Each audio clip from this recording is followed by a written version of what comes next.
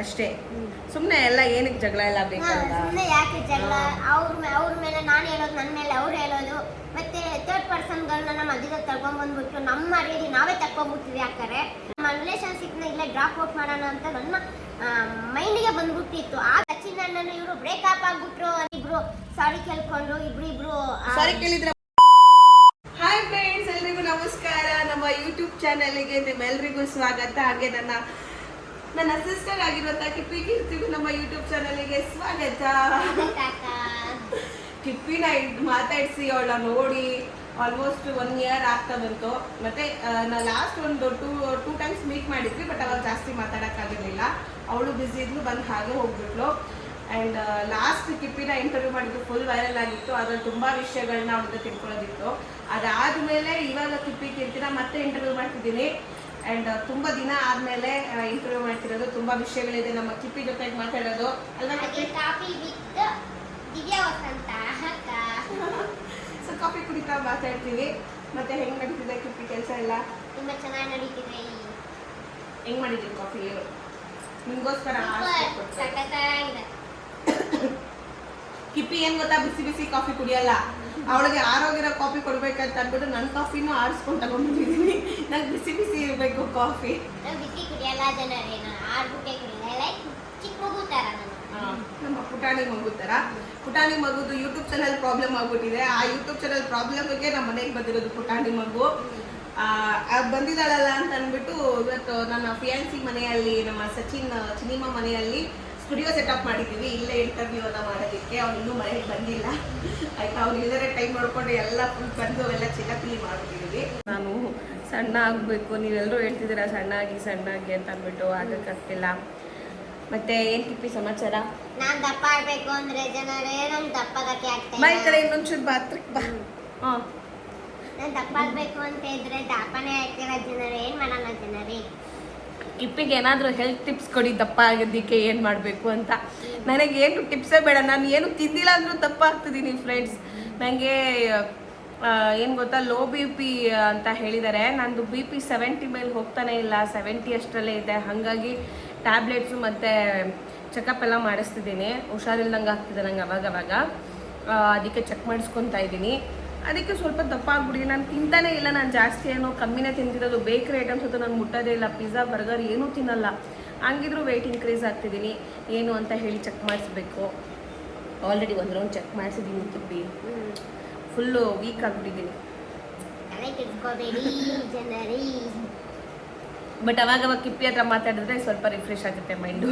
ಮತ್ತೆ ಕಿಪ್ಪಿ ಅಮ್ಮ ಎಲ್ಲ ಹೇಗಿದ್ದಾರೆ? ಅಮ್ಮ ಸೂಪರ್ ಆಗಿದ್ದಾರೆ, ಚೆನ್ನಾಗಿದ್ದಾರೆ. ನಿಮ್ಮ ವಸಂತ ಆಂಟಿ ಹೇಗಿದ್ದಾರೆ?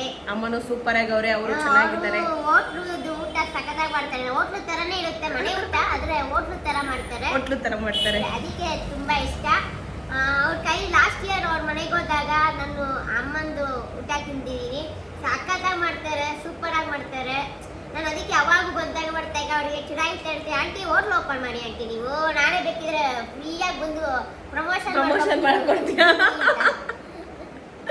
ಹೇಳ್ತಾನೆ ಹೇಳ್ತೀನಿ. ಸಖತ್ತಾಗಿ ಮಾಡ್ತಾರೆ ನಿಜ. ಟು ಫ್ಯಾನ್ ಕೇಳ್ಬೇಕಿದ್ರೆ ಚೆನ್ನಾಗಿ ಮಾಡ್ತಾರೆ. ಆಮೇಲೆ ನಮ್ಮ ಮದ್ವೆದೆಲ್ಲ ಕೇಳ್ತಿದ್ರು ಕಿಪ್ಪಿ, ನಿಮಗೂ ಕ್ಯೂರಿಯಾಸಿಟಿ ಇದೆಯಾ ಯಾವಾಗ ನನ್ನ ಮದ್ವೆ ಅಂತ? ಹೌದು, ನನಗೂ ತುಂಬಾ ಕ್ಯೂರಿಯಾಸಿಟಿ ಇದೆ. ಯಾವಾಗ ಇವರಿಬ್ರದ್ದು ಸಚಿನ್ ಅನ್ನೊಂದು ಮತ್ತೆ ನಮ್ಮ ದಿವ್ಯಾ ಅಕ್ಕಂದು ಯಾವಾಗ ಮದುವೆ ಅಂತ. ನಾನು ತುಂಬಾ ಸತಿ ಫೋನ್ ಮಾಡಿದಾಗೆಲ್ಲ ಕೇಳ್ತಾನೆ ಹೇಳ್ತೀನಿ. ಅವರು ಆಗ್ತೀನಿ ಅಂತ, ಬಟ್ ನಮ್ಮ ಜನಕ್ಕೆ ತುಂಬಾ ಕ್ಯೂರಿಯಾಸಿಟಿ ಕೊಡ್ತವ್ರೆ. ಇಬ್ರು ಒಟ್ಟೊಟ್ಟಿಗೆ ಇರ್ತಾರೆ. ಕೆಲವೊಬ್ರು ತಿಳ್ಕೊಬಿಟ್ಟು ಮದ್ವೆನೇ ಆಗ್ಬಿಟ್ಟವ್ರೆ ಅಂತ ತಿಳ್ಕೊಂಡವ್ರೆ. ಗೊತ್ತಿಲ್ಲ ಏನ್ ನಡೆಸ್ತಿದಾರೆ ಅಂತಾನೆ ಗೊತ್ತಿಲ್ಲ. ಏನ್ ನಡೆಸ್ತಾರೆ ಅಂತ ಗೊತ್ತಿಲ್ಲಂತೆ. ಆಗ್ತೀವಿ ಫ್ರೆಂಡ್ಸ್, ಮುಂದಿನ ತಿಂಗಳು ಆಗ್ತೀವಿ, ಮದ್ವೆನ ಆಗ್ಬೇಕು ಅಂತ ಇವರೇ ಹೇಳ್ಬೇಕು. ಎಲ್ಲದಕ್ಕೂ ಇವರೇ ಹೇಳ್ಬೇಕು. ಮತ್ತೆ ಇನ್ನೊಂದು ಯಾವ್ದೋ ಟ್ರೋಲ್ ಪೇಜ್ ಕಂಡ್ರೆ ಸಚಿನ್ ಅಣ್ಣನು ಇವರು ಬ್ರೇಕಪ್ ಆಗ್ಬಿಟ್ರು ಅಂತ. ನಾನು ಏನಪ್ಪ ಇದು ಶಾಕಿಂಗ್ ನ್ಯೂಸ್ ಅನ್ಕೊಂಡು ಫೋನ್ ಎಲ್ಲ ಒಳಗೆ ಸ್ಟಾರ್ಟ್ ಮಾಡಿದೆ. ಫೋನ್ ಮಾಡಿದ್ರೆ ಎತ್ತಕ್ಕೆ ಆಗಿಲ್ಲ. ಆ ಗ್ಯಾಪ್ ಆಗಿ ಚಿನ್ನಿ ಅಣ್ಣ ಕಾಲ್ ಮಾಡಿದ್ರೆ ಚಿನ್ನಿ ಅಣ್ಣ ಅಂತೂ ಏರೇ ಬರಲ್ಲ ಅಂದ್ರೆ ಕಾಲೇ ಇತ್ತಲ್ಲ ಬರತ್ತು. ಇದು ನ್ಯಾಯನ ಬರತ್ತು ನಿಮ್ಗೆ? ನಮ್ದು ಬ್ರೇಕಪ್ ಆಗಿಲ್ಲ. ಎಲ್ಲರೂ ಹಂಗೆ ರೂಮಲ್ಲಿ ತಪ್ಪಿಸ್ತವ್ರೆ. ಚೆನ್ನಾಗಿದ್ದೀವಿ ನಾವು. ಕಮೆಂಟ್ ಹಾಕಿದೀವಿ, ನಾವು ಚೆನ್ನಾಗಿದ್ದೀವಿ, ನಮ್ಗೇನು ಬ್ರೇಕಪ್ ಆಗಿಲ್ಲ ಅಂತ. ಸದ್ಯದಲ್ಲೇ ಮದುವೆ ಆಗ್ತೀವಿ. ಆ್ಯಂಡ್ ಹೆಂಗ್ ನಡೀತಿದೆ ಕಿಪ್ಪಿ ಲೈಫ್ ಎಲ್ಲ? ಲೈಫ್ ಫುಲ್ ಜಾಲಿ, ಫುಲ್ ಚೆನ್ನಾಗಿದೆ. ಸಗತ್ತಾಗಿದ್ದೀನಿ. ಪಾಡಾಯ್ತು, ನಾನಾಯ್ತು, ನನ್ನನ್ನು ಇಷ್ಟಪಡೋರ ಜೊತೆ ನಾನು ಚೆನ್ನಾಗಿದ್ದೀನಿ. ಹೌದು, ಓಕೆನಾ? ಅವ್ರಾಗೆ ಬಂದು ನನ್ನ ಜೊತೆ ಮಾತಾಡಿದ್ರೆ ನಾನು ಮಾತಾಡ್ತೀನಿ, ಚೆನ್ನಾಗಿರ್ತೀನಿ ಅಷ್ಟೇ. ಅಷ್ಟೇ ಅಷ್ಟೇ. ಸುಮ್ಮನೆ ಎಲ್ಲ ಏನಕ್ಕೆ ಜಗಳ ಎಲ್ಲ ಬೇಕಲ್ಲ. ಸುಮ್ಮನೆ ಯಾಕೆ ಜಗಳ? ಅವ್ರ ಮೇಲೆ ನಾನು ಹೇಳೋದು, ನನ್ನ ಮೇಲೆ ಅವ್ರು ಹೇಳೋದು, ಮತ್ತೆ ಥರ್ಡ್ ಪರ್ಸನ್ಗಳನ್ನ ಮಧ್ಯದಲ್ಲಿ ತಗೊಂಡ್ಬಂದ್ಬಿಟ್ಟು ನಮ್ಮ ಮರ್ಯಾದೆ ನಾವೇ ತಕೊಂಡ್ಬಿಡ್ತೀವಿ. ಯಾಕಂದ್ರೆ ಇನ್ನು ನಾವು ಅದಕ್ಕೆ ನಮ್ಮ ನಡುವೆ ನಾವೇ ಸಾಲ್ವ್ ಕ್ಲಿಯರ್ ಮಾಡ್ಕೊಂಡ್ಬಿಟ್ಟು ಸುಮ್ಮನೆ ಕುತ್ಕೊಂಡು ಸಮಾಧಾನಲ್ಲಿ ಇದ್ದೀವಿ. ಯಾಕೆಂದ್ರೆ ನಮ್ಮ ಸೋಷಿಯಲ್ ಮೀಡಿಯಾ ಎಂಟರ್ಟೈನ್ಮೆಂಟ್ ಮಾತಾಡಬೇಕು. ನಾವು ಸ್ಟಾರ್ಟಿಂಗ್ ನಾನು ಎಂಟರ್ಟೈನ್ಮೆಂಟೇ ಮಾಡ್ತೀವಿ, ಇವಾಗ ಎಂಟರ್ಟೈನ್ಮೆಂಟ್. ಯಾರು ಹೇಳಿದ್ರು ಅದನ್ನ ವಿಡಿಯೋದ ನಾವು ಪೋಸ್ಟ್ ಮಾಡೋದಕ್ಕೆ ಸೋಷಿಯಲ್ ಮೀಡಿಯಾದಲ್ಲಿ ಹಾಕು ಅಂತ? ಹಾಕಿದ್ದು ಅಂತಲ್ಲ, ಆ ಟೈಮಲ್ಲಿ ಏನಾಗೋಯ್ತು ಅಂದ್ರೆ ಇಬ್ರು ನಾಯಿ ಕಿತ್ತಾಡೋ ತರ ಕಿತ್ತಾಡಿದ್ರಿ ಫೋನಲ್ಲಿ. ನನಗೆ ಸಹಿಸ್ಕೊಂಡು ಸಾಕಾಗಿದ್ದಕ್ಕೆ ನಮ್ಗೇನಾಗೋಯ್ತು, ಈ ವಿಷಯಕ್ಕೆ ಇಲ್ಲೇ ಅಂದ್ರೆ ನಮ್ಮ ರಿಲೇಶನ್ಶಿಪ್ನ ಇಲ್ಲೇ ಡ್ರಾಪ್ ಔಟ್ ಮಾಡೋಣ ಅಂತ ನನ್ನ ಮೈಂಡಿಗೆ ಬಂದ್ಬಿಟ್ಟಿತ್ತು. ಆಗಿದ್ರಿ ಚೆನ್ನಾಗಿದ್ದ ನಡುವೆ ಏನಾಗೋಯ್ತು, ಬೇರೆಯವರೆಲ್ಲ ನಮ್ಮ ಅಕ್ಕ, ಅವನಿಗೂ ಯಾರೋ ಅಕ್ಕ ಅಂತ ಹೇಳ್ಕೊಂಡು ಬರ್ತಾ ಇದ್ರು ಫ್ರೆಂಡ್ಸ್ ಜೊತೆಲೆ. ಇವಾಗ ಅಕ್ಕ ತಂಗಿ ಅಂತ ನಮ್ಮ ಜೊತೆ ಪರಿಚಯ ಆಗ್ತಾರಲ್ಲ, ಅವ್ರಗಳಿಂದನೇ ನಮಗೆ ತುಂಬ ಎಫೆಕ್ಟ್ ಬಿದ್ದಿದ್ದು. ನಮ್ಮ ವಿಷಯ ನಮ್ಮ ಹತ್ರನೂ ಇರ್ತಾರೆ, ಅವ್ರ ಹತ್ರನೂ ಚೆನ್ನಾಗಿರ್ತಾರೆ. ನನ್ನ ವಿಷಯನ ಅವನ ಹತ್ರ ಹೇಳೋದು, ಅವನ ವಿಷಯನ ನನ್ನ ಹತ್ರನೂ ಹೇಳೋದು, ಅವನ ತಲೆನ ಹಾಳು ಮಾಡಿಬಿಟ್ಟು ನನ್ನ ತಲೆನೂ ಮಾಡಿಬಿಟ್ಟು ಮಧ್ಯದಲ್ಲಿ ಇಬ್ರು ನಾನು ಒಂಥರ ನಾನೇ ಲೈಫ್ ಡಿಸಿಷನ್ ತಗೊಳ್ಳೋ ಥರ ಆಗೋಯ್ತು. ನನಗೆ ವ್ಯಕ್ತಿನೇ ಬೇಕಾಗಿಲ್ಲ, ನನಗೆ ಇವರಿಂದ ಮುಕ್ತೇ ಬೇಕು ಅನ್ನೋ ಥರ ಮೈಂಡಿಗೆ ಬಂತು. ನಾನೇ ಕುತ್ಕೊಂಡು ಹಿಂಗಾಯ್ತು ಜನರೇ ಅಂತ ಅಷ್ಟೇ ಹೇಳಿದೆ. ಬಟ್ ಆ ವ್ಯಕ್ತಿಗೆ ಯಾಕೆ ಆ ಥರ ಬೇರೆ ಹೇಳ್ಕೊಟ್ಟಿದ್ದು, ಈ ಥರ ರೆಕಾರ್ಡ್ ಎಲ್ಲ ಬಿಟ್ಟು ಆ ಥರ ಎಲ್ಲ ಆ ವ್ಯಕ್ತಿನ ಮೈಂಡ್ ಡೈವರ್ಟ್ ಆಗಿ ಅವ್ನು ನನ್ನ ಮೇಲೆ ಕೋಪ ಮಾಡ್ಕೊಂಡಿರೋ ಕಾರಣಕ್ಕಾಗಿ ಅವ್ನಿಗೆ ಏನು ಮಾಡ್ಬೇಕು ಆ ಟೈಮಲ್ಲಿ ಅಂತ ಗೊತ್ತಿಲ್ದಿರ ಇನ್ಸ್ಟಾಗ್ರಾಮಲ್ಲಿ ಸೋಷಿಯಲ್ ಮೀಡಿಯಾದಲ್ಲಿ ಬಿಟ್ಟಿದ್ದಕ್ಕೆ ಸ್ವಲ್ಪ ದಿವಸ ಎಲ್ಲ ನನ್ನ ವಿರುದ್ಧ ಮಾತಾಡಿದ್ರು, ಅವ್ನ ವಿರುದ್ಧ ಮಾತಾಡಿದ್ರು, ಸಪೋರ್ಟ್ ಮಾಡಿದ್ರು, ಮಾಡಿದ್ರು, ಏನೇನೋ ಮಾತಾಡೋರು. ಯಾರ್ಯಾರೋ ಅಜ್ಜಿಯಿಂದ ಹಿಡಿದು ಮಂಗಳಮುಖಿಯಿಂದ ಹಿಡಿದು ಯಾರ್ಯಾರೋ ತಗೊಬಂದು ಏನೇನೋ ಬೈಯ ಸ್ಟಾರ್ಟ್ ಮಾಡಿದ್ರು. ಬಟ್ ನಾನು ಟೂ ಫ್ರ್ಯಾಂಕ್ ಹೇಳ್ತೀನಿ, ಇಲ್ಲಿ ದಚ್ಚು ಕೂಡ ನನ್ನ ಒಳ್ಳೆ ಫ್ರೆಂಡೇ. ಮತ್ತು ಸುನಿಲ್ ಬ್ರೋನು ನನಗೆ ತಮ್ಮ ಥರನೇ. ಮತ್ತು ಇನ್ನೇನು ಬೇಕಿದ್ರೆ ನಾನು ಯಾವ ಕಾರಣಕ್ಕೂ ಮೂರು ಹುಡುಗರ ಜೊತೆ ಆಟ ಆಡೋಕ್ಕೆ ಹೋಗಿಲ್ಲ. ಯಾವತ್ತೂ ನಾನು ಯಾರ ಲೈಫಲ್ಲಿ ಕೂಡ ಆಟ ಆಡೋಕ್ಕೆ ಹೋಗಿ, ಯಾಕೆ ನನಗೂ ಕೂಡ ಅಣ್ಣ ಇದ್ದಾರೆ, ತಮ್ಮ ಇದ್ದಾರೆ, ಅವ್ರವ್ರ ಜೀವನ ಆಟ ಆಡೋಕ್ಕೆ ನಮಗೆ ಬರೋದು ಇಲ್ಲ. ನಮಗೇನಂದರೆ ನಮ್ಮ ಜೊತೆ ಚೆನ್ನಾಗಿರ್ತಾರೆ, ಅವ್ರಿಗೊಂದು ಲೈಫ್ ಕೊಟ್ಟರೆ ನಮ್ಗೆ ಒಳ್ಳೇದಾಗುತ್ತೆ ಅಂತ ನಮ್ಮ ಭಾವನೆ ಅಷ್ಟೇ. ಒಂದು ಬರೋ ಮಕ್ಳಿಗೆ ಲೈಫ್ ಕೊಟ್ಟರೆ ಏನೋ ಒಂದು ಒಳ್ಳೇದಾಗುತ್ತೆ ಅನ್ನೋ ಕಾರಣಕ್ಕಾಗಿ ನಾನು ಆ ವ್ಯಕ್ತಿನ ನನ್ನ ಲೈಫಿಗೆ ಅಂದರೆ ಮಾಡ್ಕೊಂಡೆ ನನ್ನ ಲೈಫಿಗೆ. ಬಟ್ ಆ ವ್ಯಕ್ತಿ ಹೆಂಗಂದ್ರೆ ಬೇರೆ ಮಾತ್ಕೊಳ್ಕೊಂಡು ಡೈವರ್ಟ್ ಆಗ್ತಿರೋದು ನನಗೂ ಗೊತ್ತಿದೆ. ಇವನ್ ನಂದು ತಪ್ಪಿದೆ, ನಾನು ಸುಮ್ಮನೆ ಅವ್ರ ಮೇಲೆ ಏನು ಮಾಡಬಾರ್ದು. ಯಾಕೆಂದರೆ ಅವ್ರ ಮೈಂಡ್ಸೆಟ್ ಹಂಗಿತ್ತು, ನನ್ನ ಮೈಂಡ್ಸೆಟ್ ಹಿಂಗಿತ್ತು. ಸೊ ಹಂಗಾಗಿ ನಾವು ಜಗಳ ಆಡ್ಕೊಂಡು ಏನೇನೋ ಅವಾಗ ನಮಗೆ ಅಷ್ಟು ಏನು ಮಾಡಬೇಕು ಅಂತ ಗೊತ್ತಿಲ್ದಿರ ನನಗೆ ತುಂಬ ನನ್ನ ಪೊಸಿಷನ್ನೆಸ್. ಅಂದರೆ ಏನಾಯ್ತು ಗೊತ್ತಾ ಫ್ರೆಂಡ್ಸ್, ಇವಾಗ ಇಬ್ರು ಚಿಕ್ಕವರೇನೆ ಯಾರ್ದಾದ್ರು ಮಾತು ಕಟ್ಕೊಂಡು ಥರ್ಡ್ ಪರ್ಸೆಂಟ್ ಇವ್ರನ್ನ ಮಾತು ಕಟ್ಕೊಂಡು ಮತ್ತೆ ಏನು ಗೊತ್ತಾಗದೆ ಇದೆಲ್ಲ ಇಶ್ಯೂಸ್ಗಳನ್ನ ಮಾಡ್ಕೊಂಡ್ರು. ಈ ತಂದಿಕ್ಕವ್ರು ಇರ್ತಾರಲ್ಲ ಅವರಿಂದನೂ ಇದೆಲ್ಲ ಆಯಿತು. ಸೊ ಇಷ್ಟೆಲ್ಲ ಆಗಿ ಇವಾಗೆಲ್ಲ ಬಿಟ್ಟು ಈಗ ಎಲ್ಲನೂ ಕೂಡ ನಾರ್ಮಲ್ ಆಗಿದೆ. ನೀವು ಟ್ರೋಲ್ ಮಾಡೋದು, ಮತ್ತೊಂದು ಮಾಡೋದು, ಅದೊಂದು ಮಾಡೋದು, ಕಿಪ್ಪಿಗೆ ಫೋನ್ ಮಾಡಿ ಟಾರ್ಚರ್ ಮಾಡೋದು, ಇದನ್ನೆಲ್ಲ ಯಾರೂ ಮಾಡಬೇಡಿ. ಆ್ಯಂಡ್ ನಿಮಗೆ ಕಿಪ್ಪಿನ ಹತ್ತಿರದಿಂದ ನೋಡಿದ್ರೆ ಗೊತ್ತಾಗುತ್ತೆ ಅವಳು ಎಷ್ಟು ಸ್ಟ್ರಗಲ್ ಮಾಡ್ತಿದ್ದಾಳೆ ಲೈಫ್ನ ಲೀಡ್ ಮಾಡೋದಕ್ಕೆ, ಅವ್ರ ಫ್ಯಾಮಿಲಿ ಮತ್ತು ಎಲ್ಲರೂ ನೋಡ್ಕೊಳ್ಳೋದಕ್ಕೆ, ಮತ್ತು ಅವಳು ಕೂಡ ಸ್ಟ್ರಾಂಗ್ ಆಗಿರೋದಕ್ಕೆ ಎಷ್ಟು ಸ್ಟ್ರಗಲ್ ಪಡ್ತಿದ್ದಾಳೆ ಅಂತ ನನಗೆ ಚೆನ್ನಾಗಿ ಗೊತ್ತು. ಹಾಗೆ ಆ್ಯಂಡ್ ಅವಳು ಏನೋ ಒಂದು ಇವಾಗ ಲವ್ ಅಂತಂದರೆ ಇವಾಗ ನನಗೂ ಒಂದು ಹೊಸ ಲೈಫು, ಅವ್ರಿಗೂ ಒಂದು ಲೈಫ್ ಕೊಟ್ಟಂಗಾಗುತ್ತೆ, ನನಗೂ ಒಂದು ಲೈಫ್ ಸಿಕ್ಕುತ್ತೆ ಅನ್ನೋದೊಂದು ಆಸೆ ಇತ್ತು. ಅದರಲ್ಲಿ ಮಧ್ಯದಲ್ಲಿ ಗೊತ್ತಲ್ಲ, ಈಗ ಬೆಳೆಯೋ ಮಕ್ಕಳು, ಆಡೋ ಮಕ್ಕಳು ಇವಾಗ ಲವ್ ಮಾಡಿದ್ರೆ ಹೇಗಿರುತ್ತೆ ಅಂತ. ಈಗ ಇವರು ಫ್ರೆಂಡ್ಸ್ ಅವ್ರು ತಂದು ಹಾಕೋರಿರ್ತಾರೆ. ಅವಾಗ ಮಧ್ಯದಲ್ಲಿ ಏನೋ ಆಯಿತು, ಎಲ್ಲ ಹೋಗಿತ್ತು, ಸೋಷಿಯಲ್ ಮೀಡಿಯಾದಲ್ಲಿ ಹಾಕ್ಬಾರ್ದಿತ್ತು. ಅವರು ಅದೇನೋ ಸ್ವಲ್ಪ ಈಟ್ ಆಫ್ ದಿ ಮೂಮೆಂಟು ಆ ಟೈಮಲ್ಲಿ ಗೊತ್ತಾಗ್ಲಿಲ್ಲ, ಏನೋ ಮಾಡ್ಕೊಂಡ್ರು. ಈಗೆಲ್ಲ ಓಕೆ ಅಲ್ವಾ ಕಿಪ್ಪಿ? ಈಗೆಲ್ಲ ಸಾಲ್ಟ್ ಔಟ್ ಅಲ್ವಾ? ಸಾರಿ ಕೇಳ್ಕೊಂಡು ಇಬ್ರು ಸಾರಿ ಕೇಳಿದ್ರೆ ಮುತ್ತು ನೀವು ಸಾರಿ ಕೇಳ್ಕೊಂಡು ನಾವು ಸಾಲ್ವ್ ಔಟ್ ಮಾಡ್ಕೊಂಡು. ಯಾಕಂದ್ರೆ ನಮ್ಗೆ ಅರಿವಾಗಿದೆ. ಏನಕ್ಕೆ ಅಂದ್ರೆ ಇಲ್ಲಿ ನಾವು ಚೆನ್ನಾಗಿದ್ದಾಗ ನಮ್ಮ ಜೊತೆ ಇದ್ದಿ ನಮ್ಮ ಬಗ್ಗೆ ತಿಳ್ಕೊಂಡು ಇವಾಗ ನಮ್ಮ ಬಗ್ಗೆನ ಏನು ಹೇಳೋದು, ನಾವು ಚೆನ್ನಾಗಿದ್ದಾಗ ನಮ್ಮ ಜೊತೆ ಎಲ್ಲರೂ ಇರ್ತಾರೆ. ನಾವು ಒಂಚೂರು ಹಾಳಾದಾಗ ನಮ್ಮ ಬಗ್ಗೆ ಎಷ್ಟು ಮಾತಾಡ್ತಾರೆ ನಮ್ಗೆ ಗೊತ್ತಾಗಿದೆ. ಇಲ್ಲಿ ನಾವು ಮೇನಾಗಿ ಜಗಳ ಆಡಿದ ಕಾರಣನೇ ಥರ್ಡ್ ಪರ್ಸನ್. ಯಾಕೆಂದ್ರೆ ಥರ್ಡ್ ಪರ್ಸನ್ ನಮ್ಮ ಜೊತೆ ಬಂದ್ಬಿಟ್ಟು ನಮ್ಮ ವಿಷಯನಲ್ಲಿ ಇಂಟರ್ಫೇರ್ ಆಗಿದೆ. ಅವರು ಇಂಟರ್ಫೇರ್ ಆಗಿಲ್ಲ ಅಂದರೆ ಇಷ್ಟ ಆಗ್ತಾನೆ ಇದಿಲ್ಲ.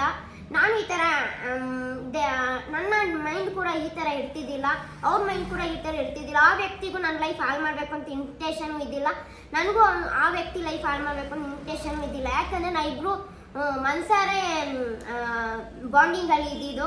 ಇವಾಗ ಆ ವ್ಯಕ್ತಿ ನನಗೋಸ್ಕರ ಅಷ್ಟೆಲ್ಲ ಮಾತಾಡ್ತಾನೆ, ಅಷ್ಟೆಲ್ಲ ಇದು ಮಾಡ್ತಾನೆ, ನಾನು ಅಷ್ಟೇ. ಬಟ್ ನಾನು ಒಂದೇ ಹೇಳೋದು, ಬೇರೆಯವ್ರಿಗೆ ಮಾತು ಕೇಳ್ಕೊಂಡು ತಾವು ಇಷ್ಟಪಟ್ಟಿದ್ದು ಇಲ್ಲ ನಮ್ಮ ಜೊತೆ ಕಷ್ಟದಲ್ಲಿದ್ದವನ್ನ ಯಾವತ್ತೂ ಮರಿಬಾರ್ದು.